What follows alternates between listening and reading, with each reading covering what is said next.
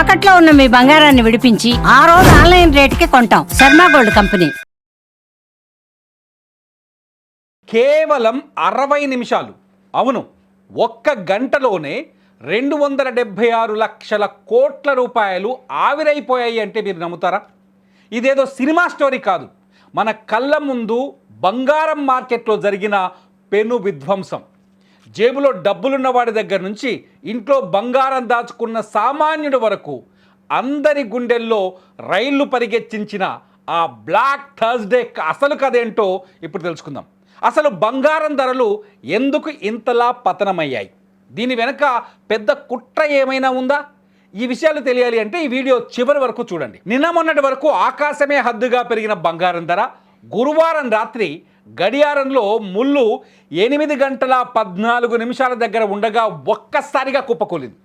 సరిగ్గా రాత్రి 9 గంటల 14 నిమిషాల కల్లా, అంటే గంట వ్యవధిలోనే బంగారం విలువ 8% పడిపోయింది. దీనివల్ల ప్రపంచవ్యాప్తంగా ఇన్వెస్టర్లు ఏకంగా $3 ట్రిలియన్, అంటే సుమారు 276 లక్షల కోట్ల రూపాయలు నష్టపోయారు. చరిత్రలో ఇంత పెద్ద కుదుపును ఎప్పుడూ చూడలేదని చెప్తున్నారు నిపుణులు.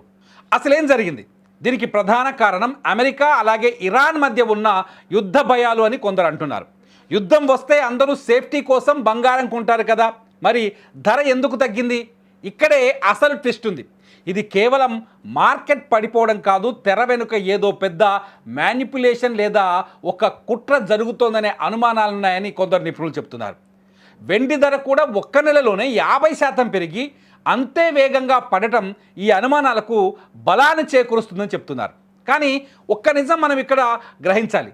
పేపర్ కరెన్సీ అంటే డబ్బు మీద నమ్మకం పోతున్నప్పుడు దేశాలు అలాగే పెద్ద పెద్ద బ్యాంకులు నమ్ముతున్నది కేవలం బంగారాన్ని.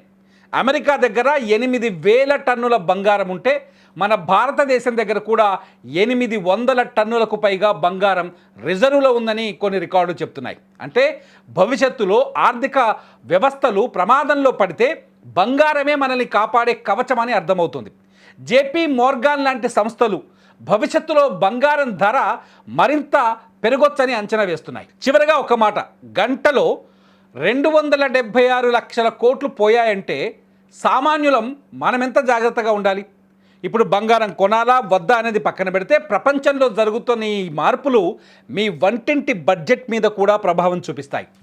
ఈ వీడియో మీకు నచ్చితే, ఈ వీడియో విశ్లేషణ మీకు నచ్చితే ఖచ్చితంగా ఈ వీడియో కింద కామెంట్ చేయండి, అట్లాగే షేర్ చేయండి.